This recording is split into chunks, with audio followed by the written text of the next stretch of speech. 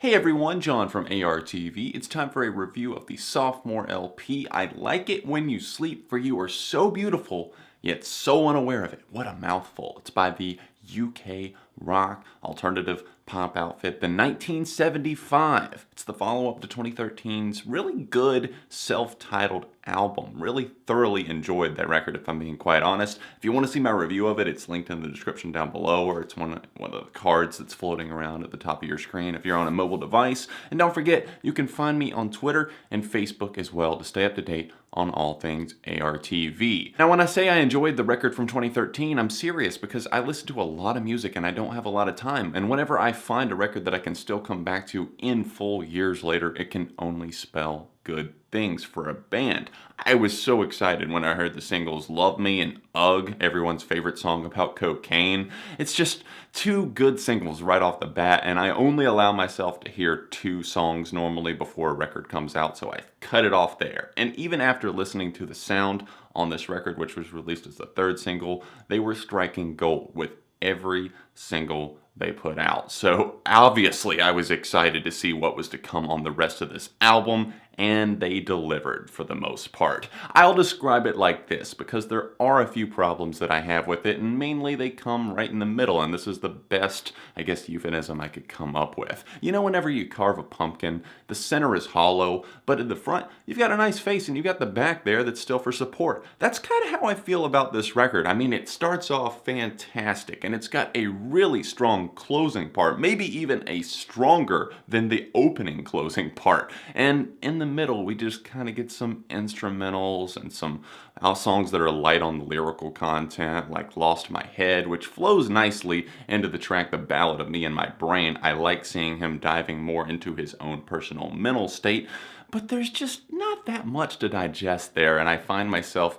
zoning out. But I will say this, they're no stranger to this, and it's to be expected on a 1975 record. They like playing with these ambient sounds. Sometimes they get a little bit more interesting. Lost My Head picks up around the 3.5-minute mark and kind of kicks in with some guitars, but for the most part on tracks like Please Be Naked, I mean, there's not a ton going on, or even the title track, I Love It When You Sleep, for you're so beautiful yet so unaware of it. 6.5 minutes, really, I could easily chop this album down from an hour and 15 minutes to about 49. How does this record sound though? I'd have to say that they go for a kind of new take on the 80s, mixing that in with some more synth pop stylings. It's definitely a little bit more electronic in nature. Not to say that the guitars aren't still present here, because there's a lot of great guitar and especially great bass work. Holy shit, that shapes up some of these tracks to be fantastic. But I will say it's a little bit more electronic pandering, and that's not necessarily a bad thing. I like seeing them take a little bit of a new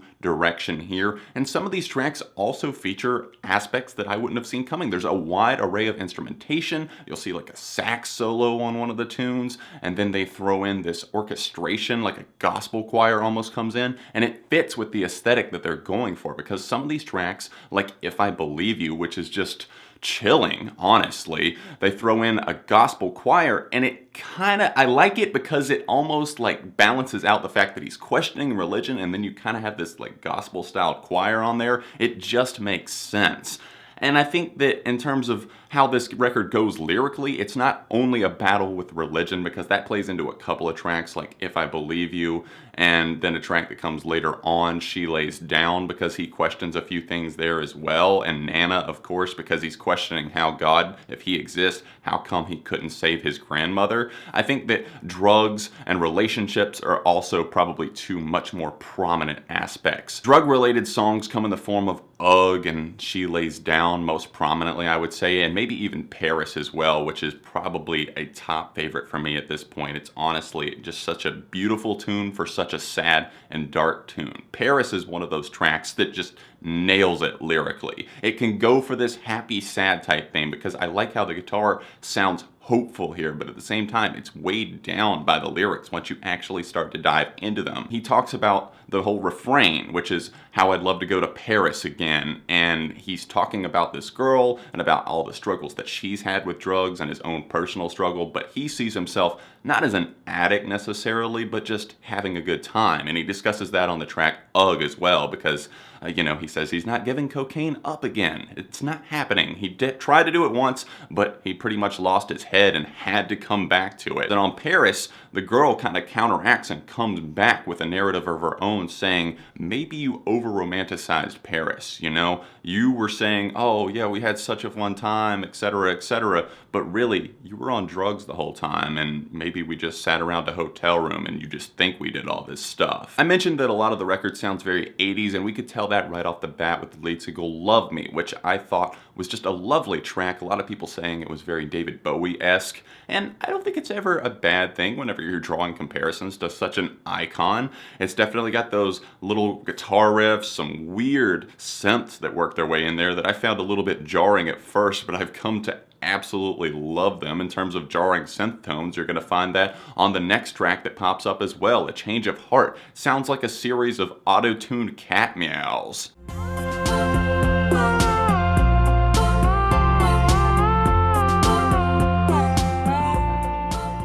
Am I right or am I right? I mean, it's not something that I'm complaining about because honestly, for some reason, I found this enjoyable from the start. And in fact, that's probably one of my favorite tracks lyrically on this record. That could be why I'm enjoying it so much. He's talking about just kind of this relationship that crumbled, and the girl seems to be looking for excuses to give as to why he would have ended it. And he's like, I found you beautiful at first, but you're not so beautiful on the inside. And now I had a change of heart. I don't see you as the same person anymore. In fact, this is another track that calls back to a lyric from their first record. He says, you used to have a face straight out of magazine, and now you're just looking like anyone else to me. She's American features those 80s sensibilities as well, slicing in those guitars. It feels like the musical stepchild of their own song Settle Down. There's callbacks to it, and just the way the track is set up, and the chorus hits and everything. It sticks, and I'm not complaining, but at the same time, I guess I would have appreciated a little bit more originality here, even though this track is really catchy. That's one of the first things that I noticed about it. I like it when you sleep for you are so beautiful yet so unaware of it goes on a big winning streak once we get to the track Somebody Else. I love that track, even though it does get a little bit repetitive. It goes on for a little bit long. It's just a very confused state. He's not sure how to move on from this relationship. He's clearly still jealous of her new lover, and it's backed by these like really good bass lines and some nice synth work that shapes up a nice atmosphere, and then that transitions into the track Loving Someone. And I like the vocal manipulations there. They just get a little bit more high pitched, and it shows them experimenting a little bit more, and then it has kind of an ambient drone to these synthesizers that are going on, and it moves quite nicely. I love how that transitions into more upbeat stuff though once we get past the little transitional title track. The sound just really picks up the tempo of this record. There was a very melancholy and laid back feel going on in the middle, and it seemed like they were in the zone, and then they popped right back out of it with that track. And even though it might not be the most uplifting thing lyrically, I have to say that this is one of the best songs here. It has those extra elements that I was talking about, a little bit more organic instrumentation along with like a choir effect going on in terms of some of the backing vocals and that sort of thing, and I think that sounds fantastic. We move from that to This Must Be My Dream, another one that's a little more upfront and upbeat and energetic, and that one is 80s wet dream material right there. I already mentioned Paris, but I'm gonna say it again. Just a simply beautiful track. So well done. Might be my favorite song here. Honestly, that's one that's going to bring a tear to the eye, I think, for a lot of different people, especially once you start paying attention to the lyrics on that track. It might just be my favorite 1975 track to date. We transition from that into a little bit more melancholy and stripped back. As if that song wasn't sad enough, we start getting songs about family members. Nana obviously being about Matt Healy's grandmother and her death and his questioning of religion after she passed. It's just a nice little tune that closes out this record, along with She Lays Down, a song for his mother and her drug addiction, and about how he feels like she chose cocaine over loving him and the rest of her family. He saw his mother go through depression and bouts of anger, not knowing what to do with herself, and really just crying herself to sleep every night because she was an addict and she didn't know what to do with herself. It's just clear that the loss of like some of his family members have really affected him, and the fact that he's away from his siblings while he's out on tour, it's just a big struggle. And it seems like I am getting to know more of Matthew Healy than I have ever gotten to know before up to this point. As he said in an interview, on the first record, it was him saying, maybe I'll get myself together, and on this one, it's, you know what? It's not going to happen. I'm not going to be able to get myself together. From Love Me, which deals with the newfound fame and success and talking about a hatred of social media and about how you can't wrap your head in a relationship, and that's dealt with all throughout this thing because you're so distracted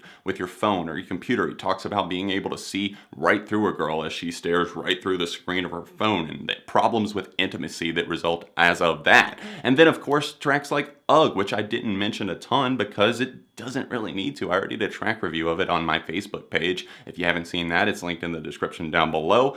It's just a track that deals with cocaine, not wanting to give it up again, and how it affects his daily life. It's so fucking catchy. I just can't deny it. And then, of course, the haunting If I Believe You, and just the melancholy pains of somebody else, and then the closer, which just is an acoustic stripped back feel on She Lays Down. It's just really a touching record. It's one that's going to be relatable universally for a lot of people. I can't relate to a lot of the things being said here, but when it sounds this good, I don't find myself really feeling like I have to. I have to say that even though this record doesn't bring a ton of new stuff to the table, I'm liking nearly every single song on it, albeit the middle of the record. Not really a huge fan of Please Be Naked up to the Ballad of Me and My Brain. They're tracks that I could really take or leave. They just kind of drone on for me, but in terms of the actual songs that are very straightforward and there with the lyrical content, they're not just kind of buzzing with sounds.